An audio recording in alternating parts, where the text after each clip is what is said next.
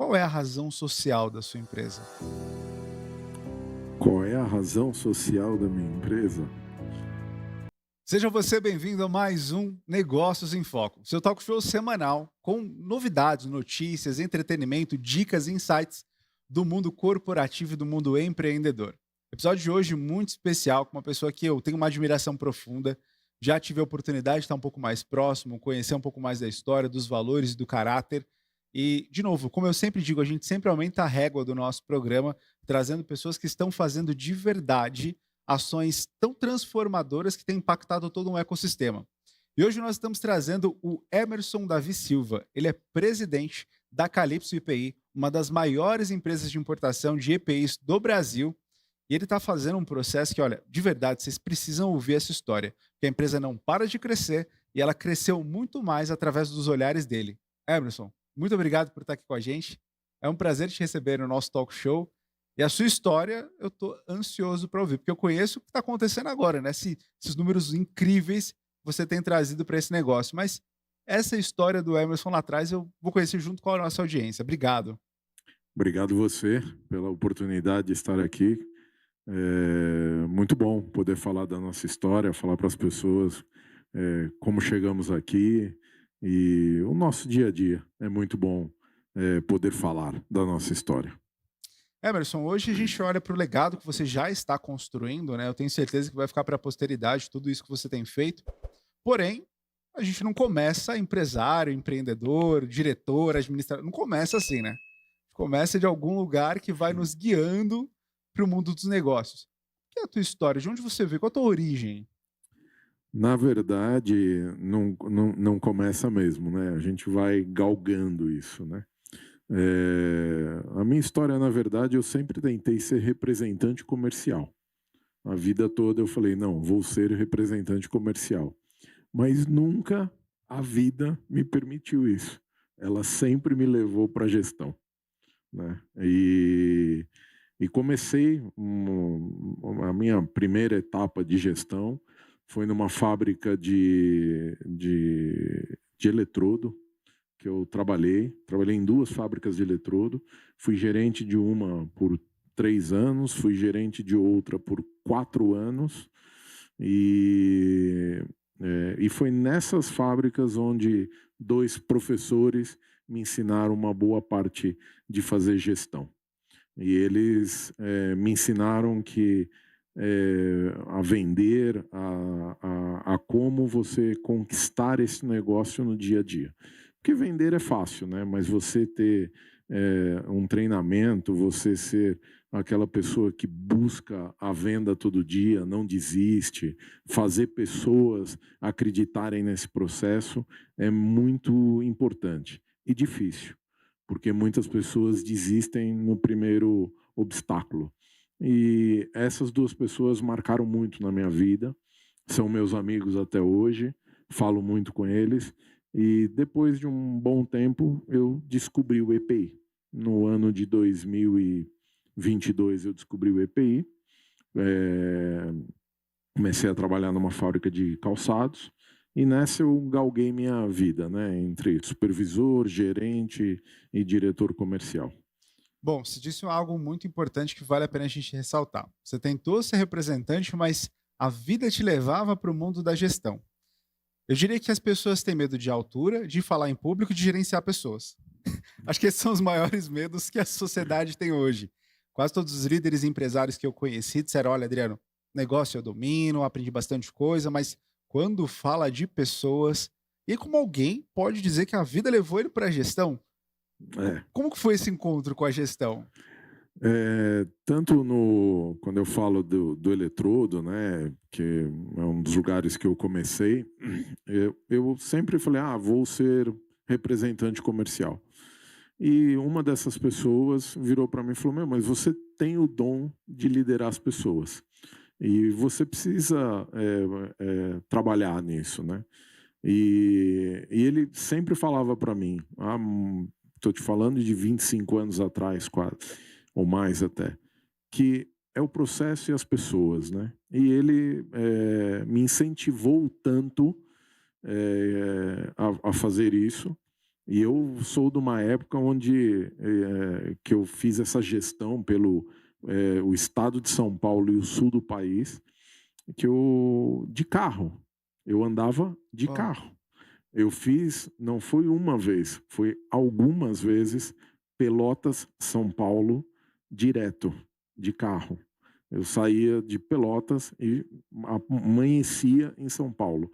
Saía 4, 5 horas da tarde de Pelotas e amanhecia em São Paulo, viajando a noite inteira. olha, não tentem isso em casa, tá? Pelo É. amor de Deus, não tentem isso em casa.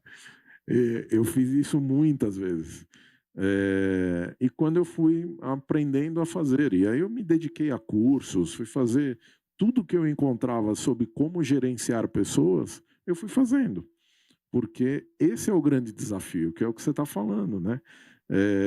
E comecei a gostar cada vez mais disso, porque é um grande desafio você fazer a gestão das pessoas. A você, como gosto de conversar bastante, gosto de ouvir histórias, gosto de falar com todo mundo em qualquer lugar. Aonde eu paro, não posso parar numa fila, que eu converso com quem está atrás ou na frente, porque eu gosto de ouvir as histórias das pessoas. Esse é o grande desafio da vida, né? E aí isso me levou a fazer a gestão, entender as pessoas, as dificuldades no dia a dia, como que é vender. E tem muitas pessoas, eu falo, há 30 anos atrás, né, eu ouvia, você não deu certo, então é por isso que você é vendedor, né? E hoje não, os que falam isso e entram na venda morrem, não conseguem. Ou você tem que trabalhar isso como um negócio, como uma empresa, fazer isso acontecer, ou você não consegue progredir no ramo da venda. E é um grande desafio para os gestores isso, porque tem as pessoas que desanimam, tem as pessoas que acabam, não está dando certo, que ele fala não, que ele é isso. E eu tenho uma frase sempre. Eu até hoje, entre 25 anos aí com venda, nunca cheguei num lugar que o comprador, o dono da loja, ou seja quem for, me recebeu e falou: rapaz, estava te esperando para te dar um pedido. Ou ele nunca me falou: meu, eu tô achando que você está vendendo barato, eu vou subir 10% aqui para você não ter prejuízo. Não existe isso. Comprador, eu já ouvi essa frase e falo esta frase. Do mesmo jeito que muitas vezes o vendedor está treinando numa sala, o comprador está na sala ao lado treinando para comprar, né? Então nós temos que ser bons. Olha, eu costumo dizer que as pessoas que têm sucesso, elas estão em 2 categorias: talentosos e esforçados, e muito mais os esforçados do que até os talentosos. Muitos talentosos ficam pelo meio do caminho. Você falou muito sobre venda aí. Eu tenho a minha tese, eu quero ouvir a sua. Venda é dom? É talento natural? Ou é treino? Ou é um misto dos 2? O que você pensa? Penso que é um misto dos dois. Não existe uma faculdade de vendas, né? Mas você pode sim se tornar um vendedor. Você pode. Eu já vi e já ajudei. é, Posso te dizer assim, que me vem na cabeça rápido 15 pessoas que viraram vendedores, que não eram, e que hoje são vendedores bem-sucedidos. É um misto dos dois, mas só que você tem que ter essa força de vontade, ser bom, preparado para o não, né? Porque muitas vezes esse processo pode chegar a levar a mais de um ano, né? E então você tem que estar preparado para isso, mas é um misto dos dois. Não existe alguém que nasceu pronto para vender. Você tem que treinar. Mas existem as pessoas habilidosas na palavra, consegue conversar, tem que saber se comunicar, tem que aprender a profissão. E você conhecer o que você vende, que qualquer área, você tem que dominar um pouco do seu produto. Você faz a coisa acontecer no dia a dia. Bom, você como gestor, como líder de equipes de vendas, líder agora de um conglomerado, de uma empresa inteira, né? Eu acho que uma das premissas mais importantes é a seleção, contratação, a busca pelas características e perfil ideal que a gente procura. Como discernir um bom vendedor, por exemplo? Como contratar um bom vendedor? Como enxergar as características de uma pessoa que não tem uma formação técnica específica, porque não tem de fato, o que ele precisa demonstrar para você passar na sua seleção, por exemplo? Boa pergunta essa. É uma arte isso, não é fácil.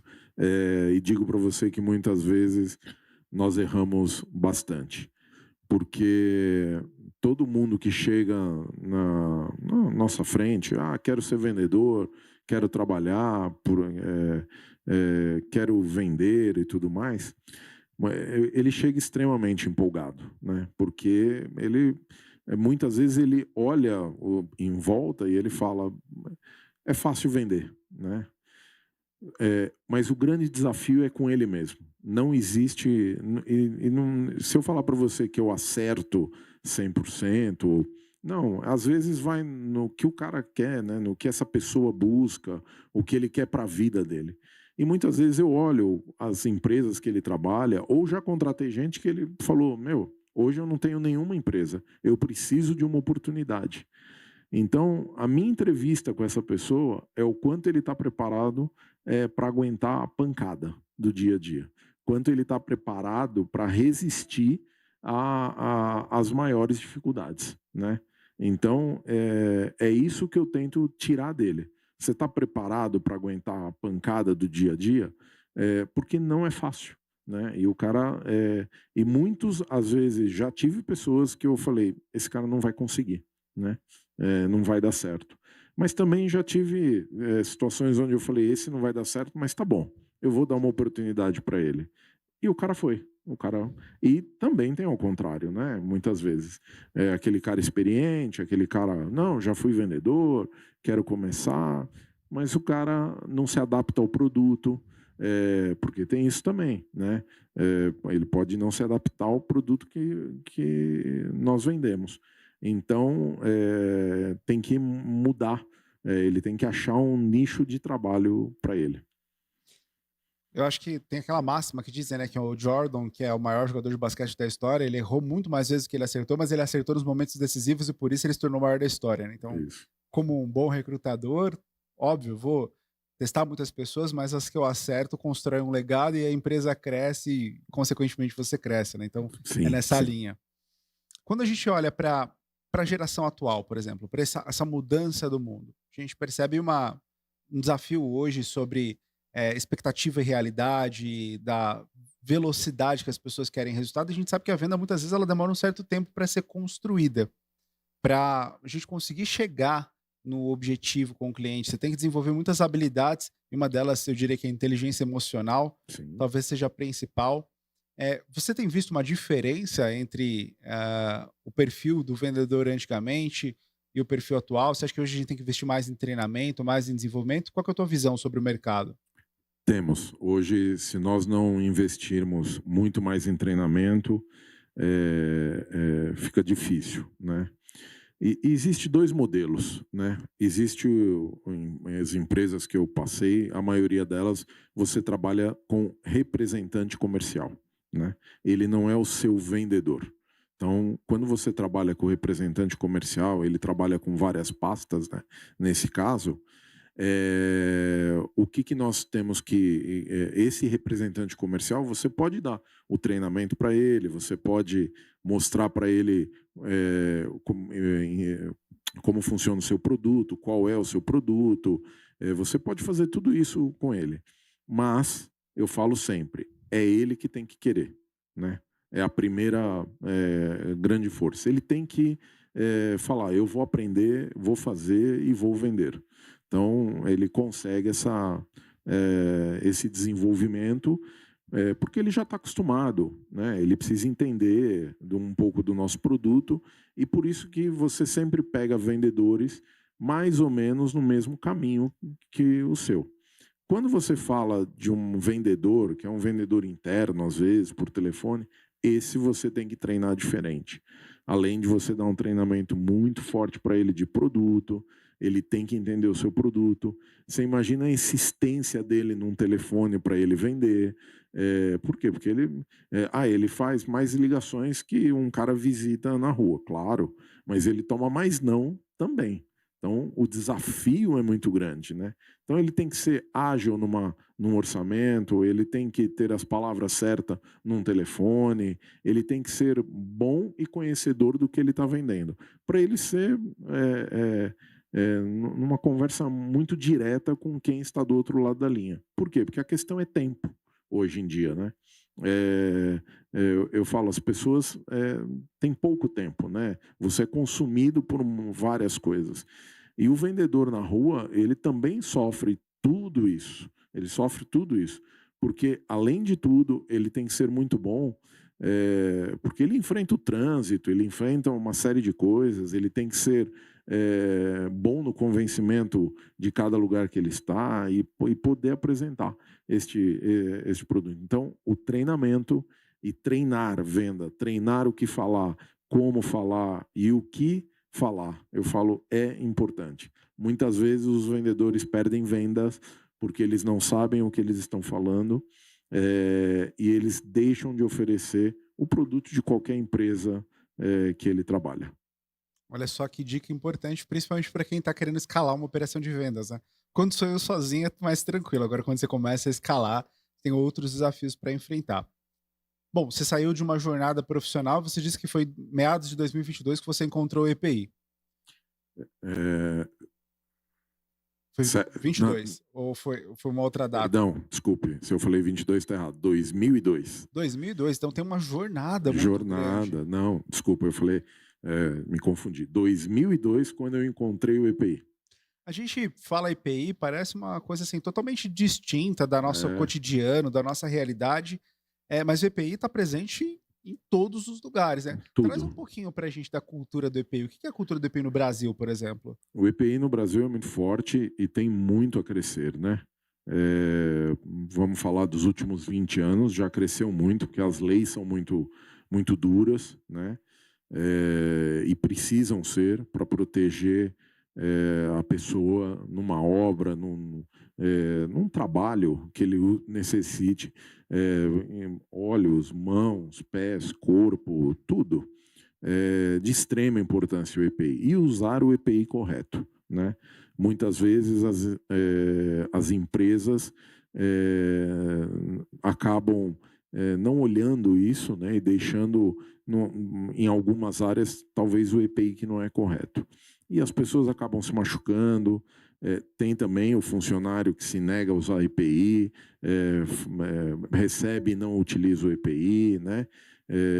O EPI é uma cultura que nos últimos 20 anos cresceu demais, né? Nós temos N casos de pessoas que vieram a falecer por não utilizarem o EPI corretamente, como temos N casos de pessoas que foram salvas pelos seus EPIs, em qualquer circunstância, né? Então, o EPI tem muito a crescer no Brasil e essa cultura do Brasil precisa mudar. Eu falo que hoje, nós, na nossa casa, vamos mexer em qualquer coisa, você não põe uma luva para fazer alguma coisa na sua casa, você não põe um óculos, você não põe nada disso, né? E as pessoas precisam, porque o acidente doméstico também é muito grande, as pessoas se machucam fazendo serviços em casa. Você contrata alguém para sua casa, quantas vezes você vê aquela pessoa com EPI para fazer um serviço na sua casa? Não utiliza, né? Então, falta esta cultura ainda, né, para as pessoas se protegerem, não se machucarem, porque quando se machuca, você deixa de trabalhar, você acaba prejudicando a você e a quem depende de você, né? Tem uma história muito particular com isso. Eu morava numa casa no interior de São Paulo, locada, e aí a gente teve um vendaval que destelhou a casa, aquelas telhas de barro. A imobiliária contratou um prestador de serviço para fazer a recolocação das telhas. Senhor de idade, sim, tinha 70 anos, mas dava um baile em muita gente. Super ali atento, tal, subiu no meu telhado super rápido. E aí eu vi que ele estava sem nenhum equipamento de segurança. Falei, rapaz, você é corajoso. Ele, não. E aí, assim, é até bonito parecer ter coragem de não usar nada de proteção, né? Não, porque aqui nunca aconteceu nada comigo. Uma semana depois ele caiu de um telhado e faleceu. Então, aquilo me marcou demais, porque num dia eu estava conversando com ele era super orgulhoso, inclusive, de se comportar sem proteção. Uma semana depois, foi exatamente o que ocasionou o falecimento dele, né. Que é Então, normal, né? As pessoas não acreditam nisso, acham que não acontecem, e acontece muito. e uma outra situação, você disse sobre a conscientização do uso no corporativo, que parece, né, na vida pessoal que não acontece, mas as pessoas não resistirão no corporativo, pelo contrário, elas resistem também. Teve uma empresa que a gente fez um trabalho que os filhos a gente gravou os filhos pedindo para o pai usar o EPI para ver se o pai tinha consciência de usar equipamento. "Pai, volta para casa, usa esse equipamento". E aí mudou totalmente a taxa de conversão, a empresa realmente mudou ali bastante o comportamento. Então, quando a gente pensa em EPI, basicamente é um produto para proteção, para trazer segurança para a gente em qualquer tipo de atividade, voltado para atividade que a gente corra risco. Sim, correto. Todas. Nós estamos falando de indústria, mas nós estamos falando de um hospital que utiliza luva para tirar o nosso sangue. Estamos falando de máscara. Estamos falando das coisas que às vezes a gente não percebe no dia a dia, né? Que a gente pensa, vai machucar na indústria. Não, você pode se machucar num hospital. Uma enfermeira pode vai tirar sangue de alguém sem querer, se machuca. Então, as pessoas precisam utilizar EPI, né? E agora eu falo que a palavra EPI, para muitas pessoas, durante muitos anos, eu falava: você trabalha com o quê? Eu vendo EPI. Que é isso? Depois da pandemia, eu trabalho com EPI, máscara. Todo mundo sabe o que é, por causa da pandemia. As pessoas acham que EPI hoje é só máscara, mas EPI é para tudo, né? E as pessoas têm que se conscientizar com isso. Utilizar o EPI é muito importante em qualquer lugar para você. E esse mercado é um mercado de consumo para qual perfil? Normalmente empresa consome, tem muito consumo varejista. Onde que está localizada ali a fonte de revenda e distribuição de EPI? Nos dois, os varejistas, né, que são segmentado isso, né? E ferragens, ferramenta, que existe aquelas grandes gôndolas que você vai lá, vai comprar uma máquina, vai comprar isso, e você acaba comprando uma luva, comprando um óculos, o pessoal terceirizado que trabalha com isso já compra muitas vezes luva e tudo mais. E existe os especialistas de EPI que fornecem muitas vezes para a indústria, né? Que são esses caras que atendem os grandes contratos aí no Brasil. Então o EPI ele está em todas as lojas, mas existem, eu posso te dizer que nesses dois locais são os mais importantes, tanto ferragens e ferramentas, né? Que são esses grandes atacadistas do Brasil inteiro, e tem aqui mesmo deve ter uma loja que tem uma luva, um óculos, uma bota, alguma coisa que eles distribuem. E existem os especialistas que atendem às vezes que atendem essas grandes contas de todo o país. Agora vamos falar do Emerson, gestor, né? Vamos lá. Essa trajetória.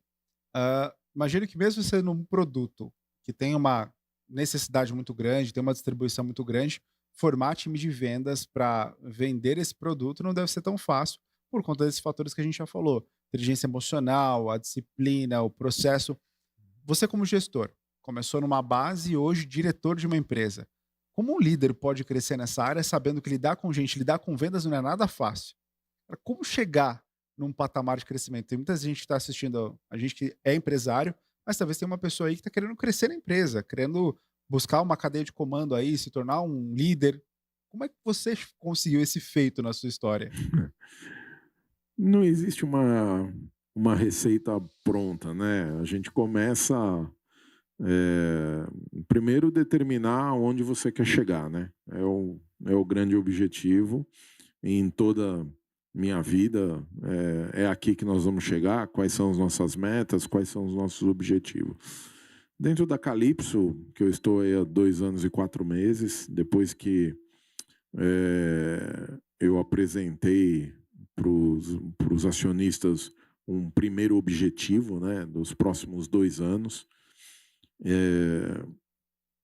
E eu falei, nós vamos chegar nessa organização daqui 2 anos, nesse número, e vamos estar em tal lugar, né? Então, esse foi o primeiro grande desafio. E após isso, nós temos que começar a ver as pessoas que vão te ajudar neste processo, né?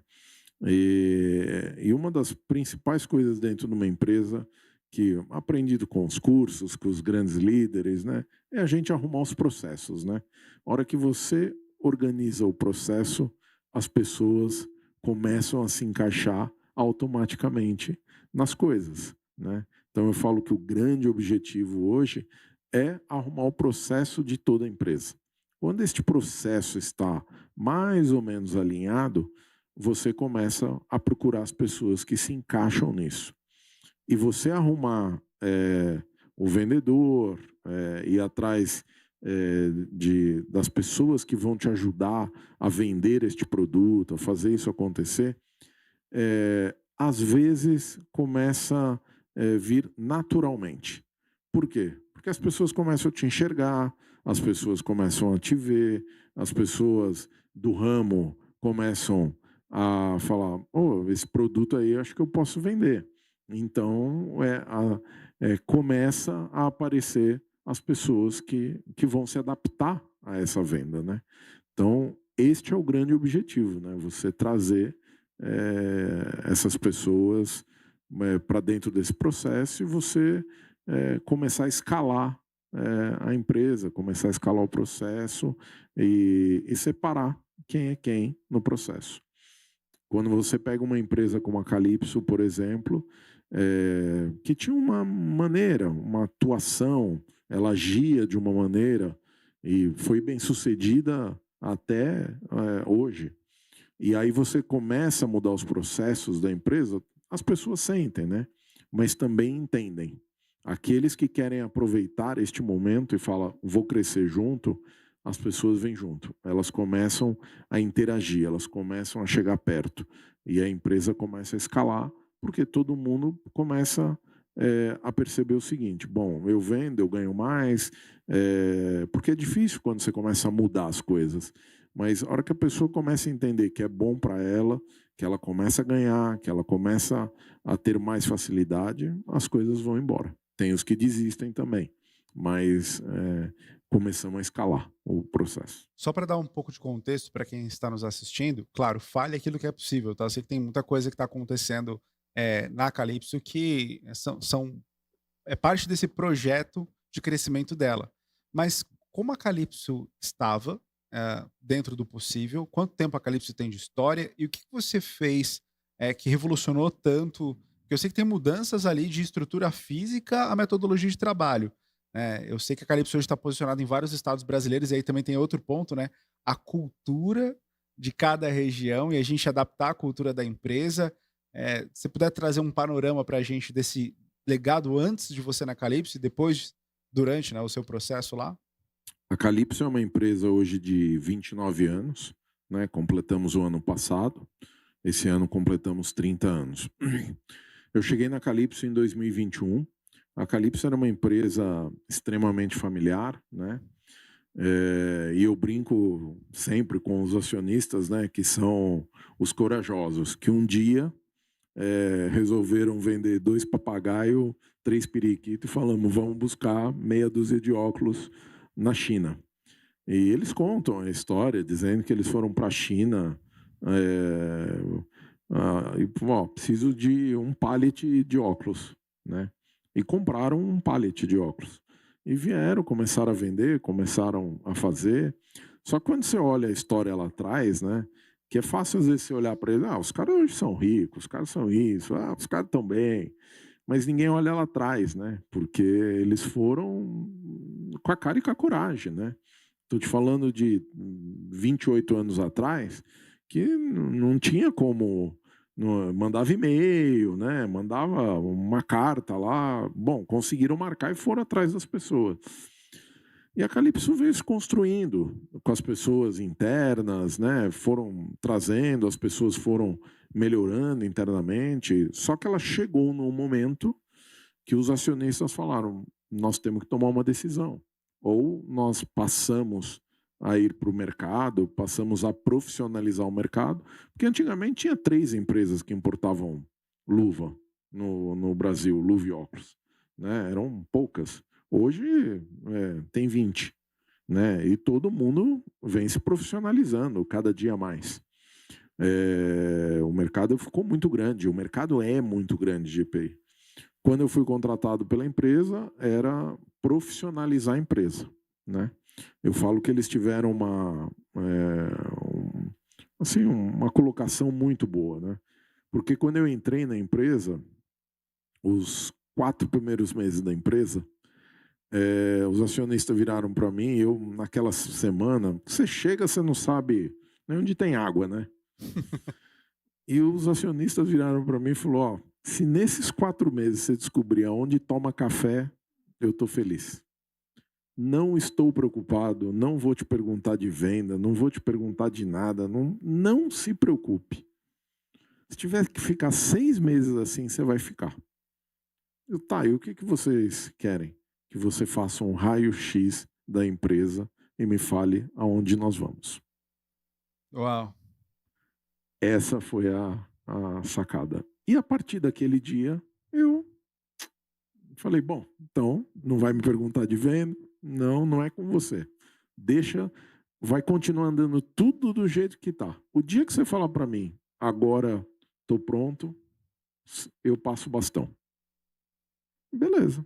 Então falei para ele, vamos nessa. Qual foi a grande sacada deles? Eu fiquei 4 meses observando a empresa, olhando o que acontecia, como eram feitos os processos, entendi cada processo da empresa, mas cada processo. Eu estou te falando assim, do guarda ao que o acionista fazia. Entendi cada processo da empresa, como funcionava tudo. A hora que eu entendi tudo isso, eu virei para eles em janeiro de 2022, sentei com os dois e falei, esse aqui é o projeto da Calypso. E eu lembro eles falando, eu não sei se eu consigo chegar nisso, eu não sei fazer chegar. Mas a gente não tem nem gente para isso. Eu falei, se vocês me derem a liberdade de trabalho para que isso aconteça, a empresa vai chegar aqui em janeiro de 2024. Nós vamos estar aqui. Falei para eles. E eles falaram, pode começar a trabalhar. Então, este aval do empresário em acreditar num projeto, e o projeto andou assim, do jeitinho que eu desenhei ele. Em mudança de galpão, em mudança de escritório, viagem para a China para falar com os fornecedores, viagem para a Alemanha. Eu desenhei o que a gente ia fazer. E nós chegamos, quando eu terminei dezembro em 2023 agora, sentei com eles, eu falei para vocês que a gente ia chegar aqui. E nós não acreditávamos. Então, eu falo, e não é o meu trabalho. Posso ter conduzido, mas assim, trouxe uma equipe, a equipe veio acreditando, nós viemos fazendo. Claro, há resistência, todo mundo tem o medo da mudança, né? Para todos nós, vai mudar, você toma um choque. Mas eles acreditaram e nós fizemos. E nós chegamos aqui. E o próximo passo da Calypso agora é desenhar os próximos 5 anos, que é este processo que eu estou fazendo agora, que é falar aonde nós vamos estar em 2029. Então, este é o próximo objetivo da Calypso. Então, eu venho trabalhando com isso e perguntando para as pessoas o que nós vamos fazer. Porque no nosso negócio de importação, o que nós já fizemos está feito. Vai acontecer agora em 2024. Então, nós trouxemos produtos, nós temos que tirar CA, temos que tirar, que é o certificado de aprovação, temos que fazer muitas coisas. Depois que você faz todo esse processo, é que o produto chega no Brasil. Então, eu falo que isso às vezes leva 9 meses para o produto estar no chão. Tudo isso está feito e vai acontecer tudo em 2024, agora. Então, uma área da empresa já trabalhou para 2024. agora essa área tem que trabalhar para os próximos anos, 25, 26, 27. E a área comercial tem que trabalhar o 24, que é botar todo esse produto na rua, aprovar, fazer acontecer. Esse é o nosso desafio. Esse ponto é muito legal ouvir, né? Porque tem uma frase que diz que se a cabeça pensa, o corpo tem que agir. Sim. Quantos empresários, quantas empresas nascem e crescem, às vezes não crescem, na verdade nem chegam a crescer porque faltou a estratégia. É natural que quando eu tô numa vida ali, talvez um CLT, alguma coisa do gênero, e eu quero empreender, eu tomo a decisão de empreender, eu esteja buscando algo. Só que se esse algo não estiver muito bem estabelecido, não vai acontecer. Ainda mais uma empresa que é responsável por tantas vidas, como é o caso da Calypso, já tem uma infinidade de funcionários, né? A operação não para de crescer. Se não tiver um direcionador, né? Não adianta eu colocar o barco na água, içar as velas, né? Abrir as velas, e esperar que o vento direcione para onde eu vou. Isso deu certo quando os portugueses chegaram aqui no Brasil na cagada, mas deu certo, né? Chegaram, mas nem tinham esse objetivo. Né? A intenção era outra. Então percebe que muitas vezes a gente pode realmente, em algum momento, mudar um pouquinho a rota ali, mas tem que ter um objetivo claro. Esse é o principal definidor, então, dessa grande mudança da Calypso. A clareza do propósito, a clareza do objetivo. Sim, a clareza do objetivo. Tem que estar. E você usou a palavra estratégia, né? Eu falo isso todo dia dentro da empresa. O que vai nos definir no mercado hoje é a estratégia. Não adianta, não tem outra coisa, né? Se você não tiver uma estratégia bem definida, nada vai acontecer. Nada vai acontecer. Porque às vezes as pessoas se perdem na estratégia do negócio, né? E nós temos que ter isso definido. Então, eu defini lá atrás aonde eu ia estar em dezembro de 2023. Cheguei. Eu defini já qual era a venda, o que nós vamos fazer em 2024. Está definido. Um pouco para lá, um pouco para cá, o 24 vai acontecer. É por isso que agora a gente tem que pensar para os próximos 5 anos. Né? É isso que define as empresas. E muitas vezes, e pode ser de qualquer tamanho, tá? A empresa pode faturar 50 mil por mês. A partir do momento que você tem uma estratégia definida do que você vai fazer, você faz a empresa crescer. Você faz a empresa crescer. Né? Eu digo, voltando até para os representantes, né? Eu tenho amigos representantes que, nós estamos em 24, há 10 anos atrás, né, em números de hoje, vendiam 100 mil reais. Eu estou te falando de representantes que hoje vendem 3 milhões de reais por mês, 10 anos depois. Eu estou te falando, eu conheço algumas pessoas que ganham muito mais do que muito dono de empresa. Porque tem estratégia definida. Eu vou fazer isso. Então, quando ele determinou o que ele ia buscar, aconteceu. Né? Então, eu falo, a estratégia é muito importante. Né? Na empresa ou na representação comercial, o que seja, para qualquer pessoa da vida, quando nós saímos e sabemos qual é o nosso objetivo, não tem como dar errado, né?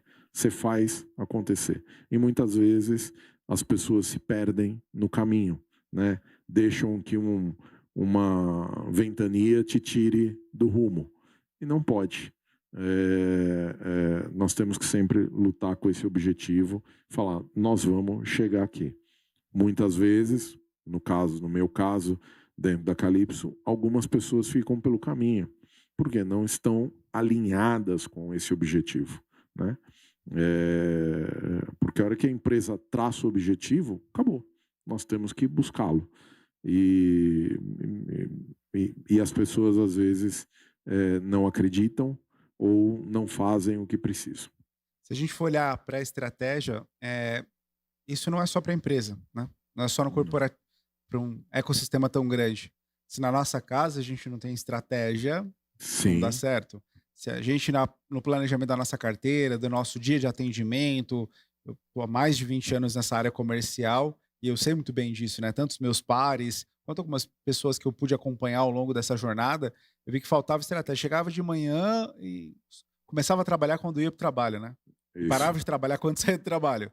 Entrei aqui, tô agora, mas não tinha nenhum planejamento. Eu começava, às vezes tinha uma desorganização, uma atividade, na hora que via já era 10 horas da manhã, na hora que via já era o almoço, na hora que via já tinha café da tarde, tava indo embora. Acabou o dia, né? E as Então, pessoas não trabalham, né? As pessoas não fazem porque a estratégia e o dia a dia te consome, né? Então, se você não tiver isso muito bem definido, é o que você falou, as pessoas se perdem. quantos funcionários a Calypso tem hoje? A Calypso hoje está com 96 funcionários. 96 funcionários. É Sim, uma empresa de médio para grande porte, né? sim. Como distribuir essa visão estratégica para o time? Porque no fim das contas, a estratégia ela só dá certo se o time, nas suas microações, elas estão totalmente engajadas com a estratégia. Hoje, como que a Calypso ela tem transformado as pessoas e eh, fazendo elas vivenciar a estratégia do negócio?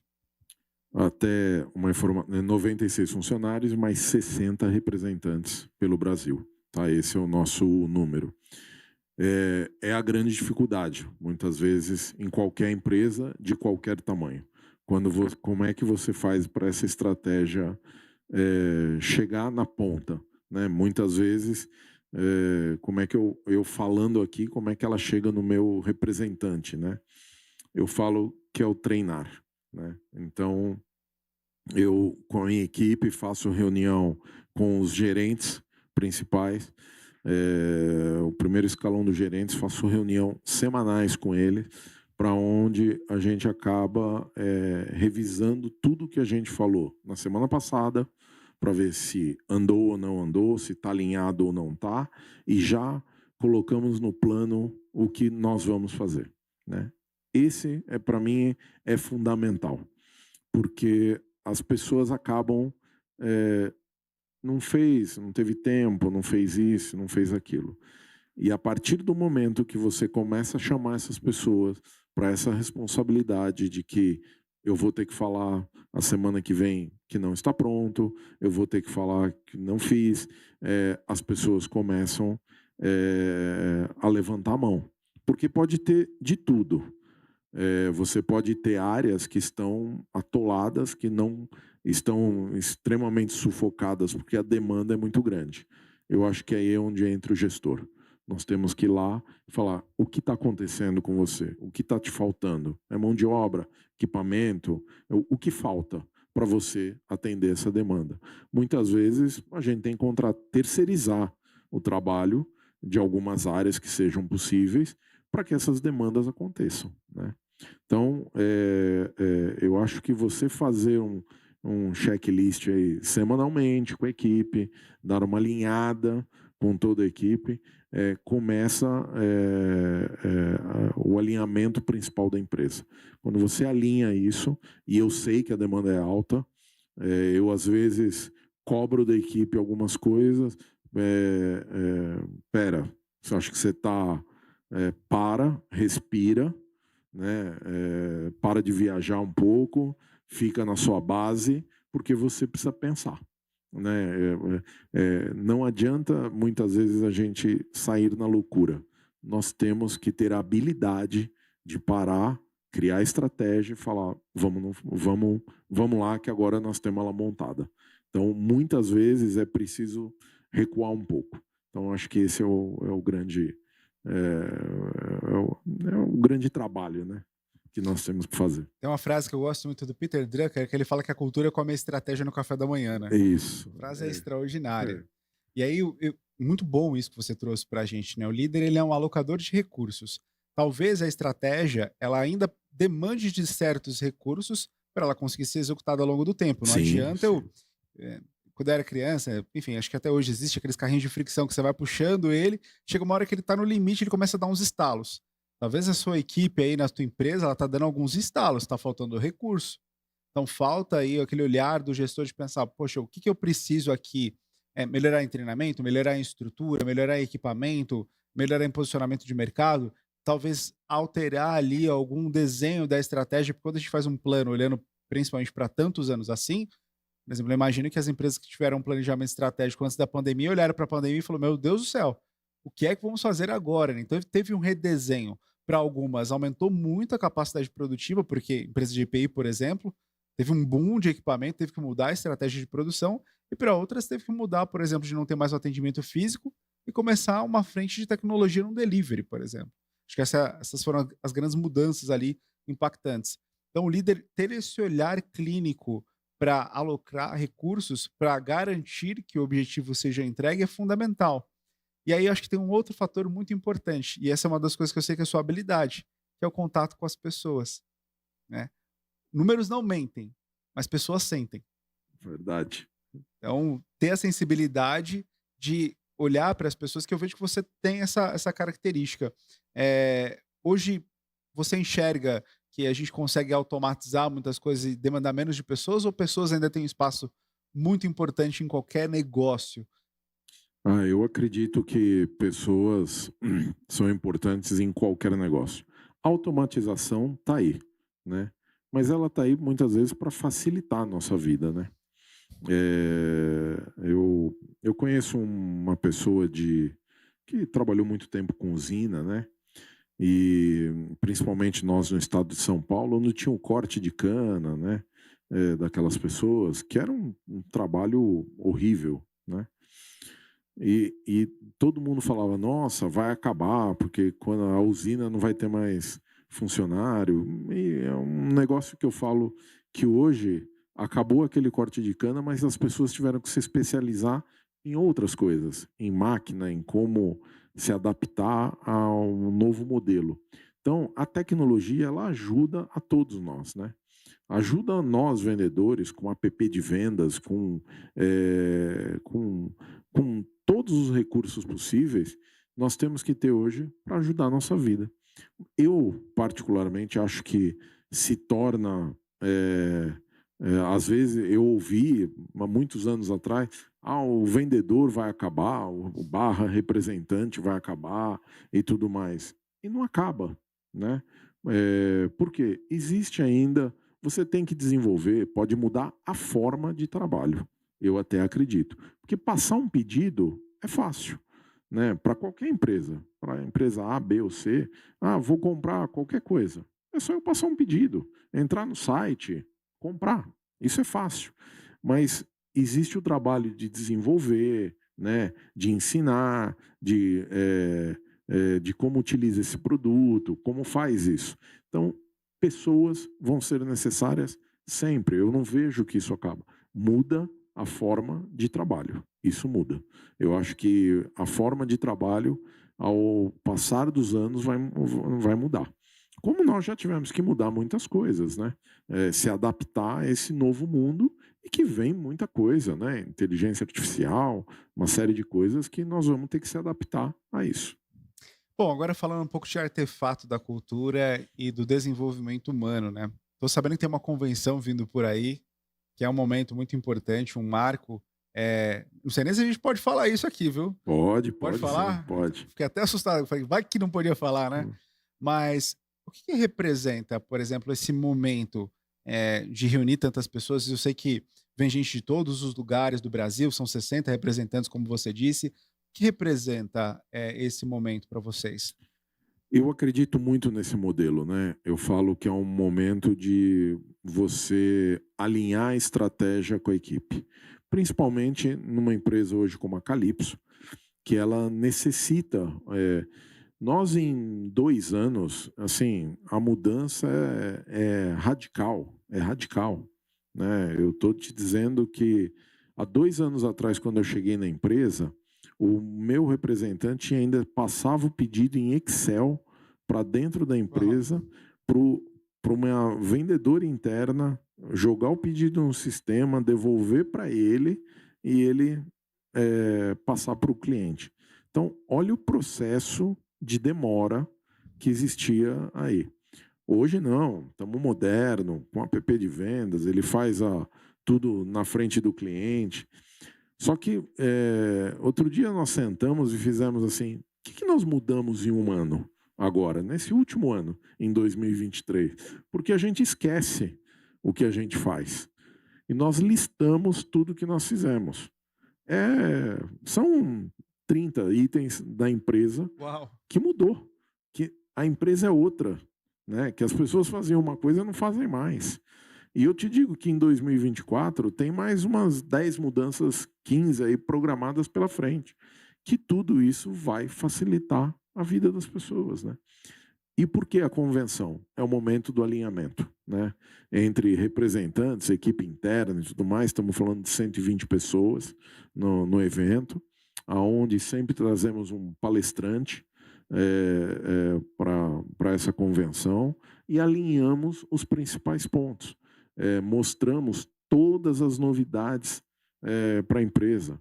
Eu falo a você que a empresa, nos últimos 10, 15 anos, acho que trouxe 2, 3 produtos novos. Nós estamos trazendo 40 só esse ano, né? Isso, 40 produtos. Não estou falando para você PMG. Se for colocar isso, nós estamos falando quase de 150 SKU aí de produtos. Fora algumas outras coisas que ainda vão entrar esse ano. Então, é muita mudança. E a convenção, para nós, serve para isso. Eu acho que, quando eu falei lá atrás que para que as coisas se alinhem do meu gerente nacional de vendas ao meu representante, este é o grande momento da convenção. O representante vai lá e fica entendendo para onde nós estamos indo, porque ele precisa se preparar. Opa, se a empresa está indo para cá, eu tenho que ir junto, porque senão ele se perde.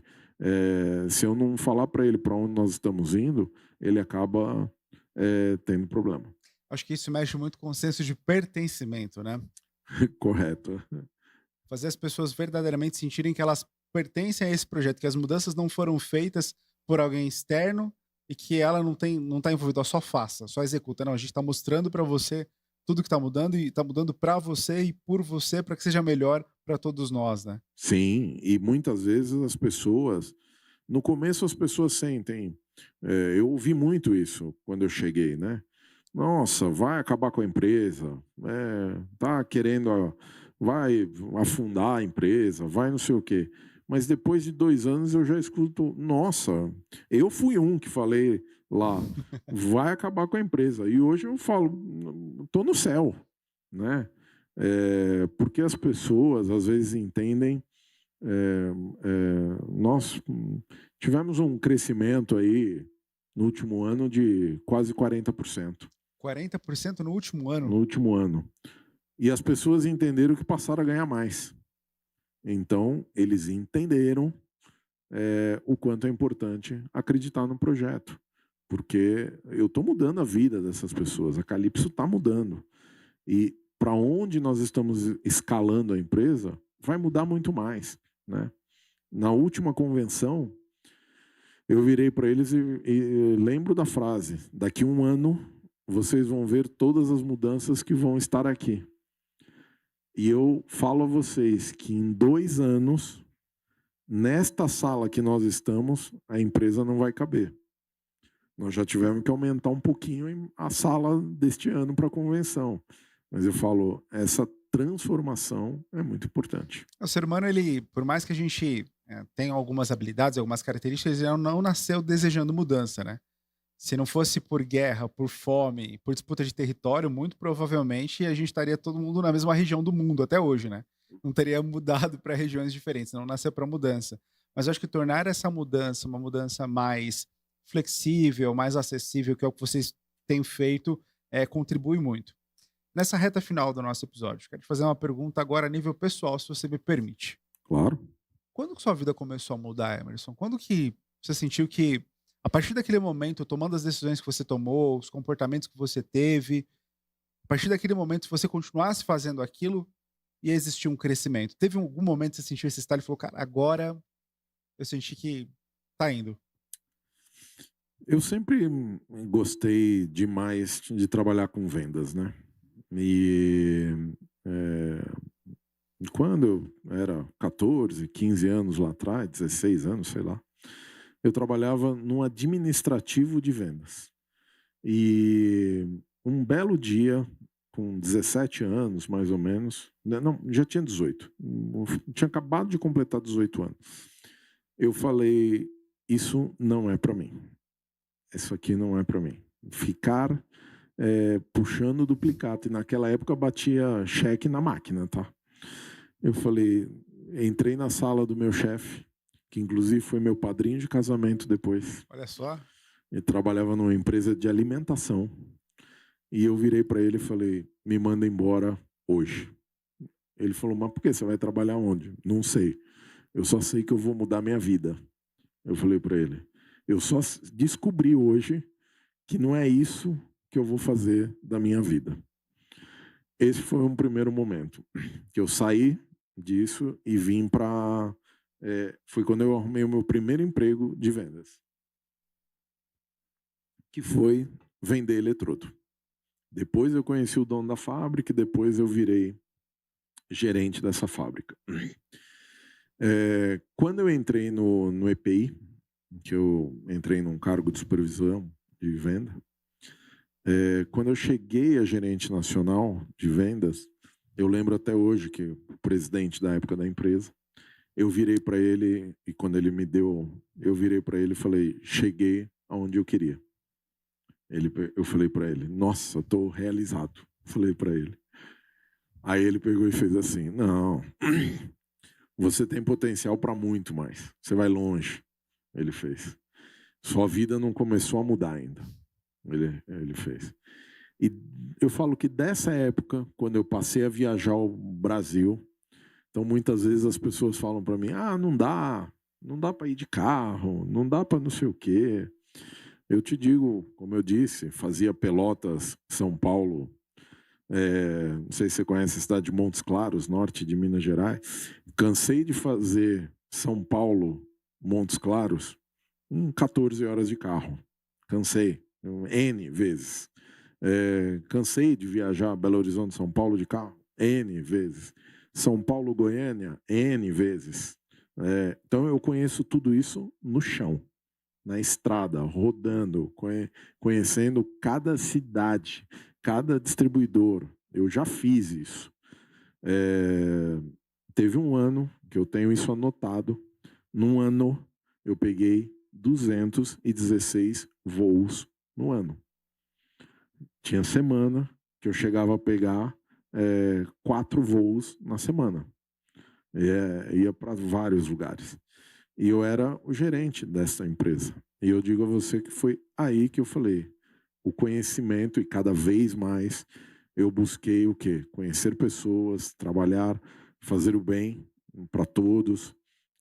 Gosto de cuidar das pessoas. Acho que isso é importante do gestor.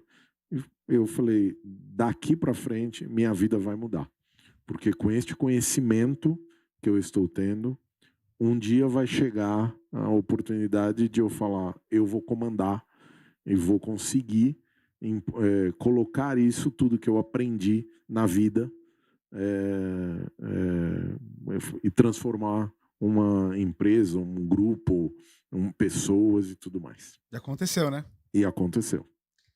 Bom, acho que a última pergunta é uma pergunta que, para mim, ela faz bastante sentido quando a gente pensa que a empresa tem alma, que a empresa é um organismo vivo que tem um grande impacto no mundo.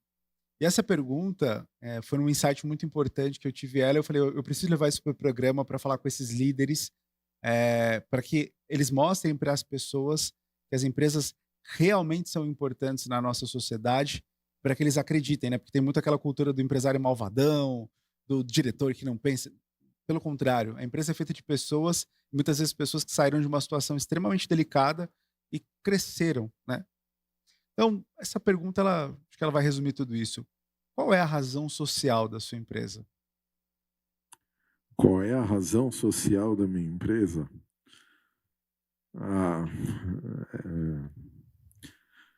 É levar segurança, levar aprendizado, levar tecnologia para o mercado, sabedoria. Eu acho que isso é a razão social dela, né? Porque comprar luva, comprar óculos, qualquer um compra.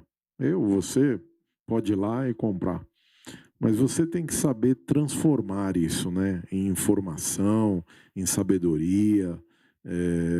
Eu acho que é proteger a vida. Eu acho que essa é a grande razão social da nossa empresa, é proteger a vida. E nós buscamos isso todo dia, com mais qualidade, com mais sabedoria, trabalhando isso junto aos nossos fornecedores.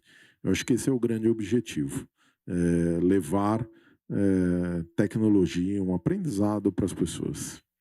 E você aí de casa, você é empresário, você é líder que está nos assistindo até agora nesse episódio tão especial. Pergunta para você, qual é a razão social da sua empresa? Escreve aí nos comentários, por que sua empresa existe? Por que você tomou a decisão de estar à frente de um negócio, de ter famílias que contam com você, esse impacto social que você gera no teu mercado? Por quê? Por que você tomou essa decisão? Espero que esse episódio tenha apresentado para você algumas respostas. O Emerson disse muito aqui sobre cuidar de gente, fazer com que as pessoas se sintam parte de um processo, sobre a habilidade de vendas, que é extremamente importante também. Então, eu espero que você encontre nesse episódio, e em todos os outros do acervo do nosso canal, respostas para transformar a sua vida e os seus negócios. Te convido também para se inscrever no Negócio em Foco, é de graça, tá? E você vai ter acesso à educação corporativa, entretenimento e muito mais. Então inscreva-se no canal, deixe seu like nesse vídeo, escreva algum comentário aqui embaixo para o nosso convidado, tenho certeza que ele vai responder. As redes sociais da Calypso, do nosso convidado e da Náutica Digital, que é o nosso grande patrocinador, estão aqui na descrição desse vídeo. Te convido também para conhecer a Náutica, que é um espaço para 130 pessoas, o nosso estúdio aqui em Alphaville. Você pode fazer seu evento, seu podcast, muito mais por aqui. Convido também você para ser um dos nossos patrocinadores. Se você quer ter a sua empresa sendo divulgada num canal que respeita a identidade do empresário, que traz um conteúdo relevante, ou seja, que tem a melhor audiência sendo formada, fale com a nossa equipe comercial e faça parte do nosso ecossistema.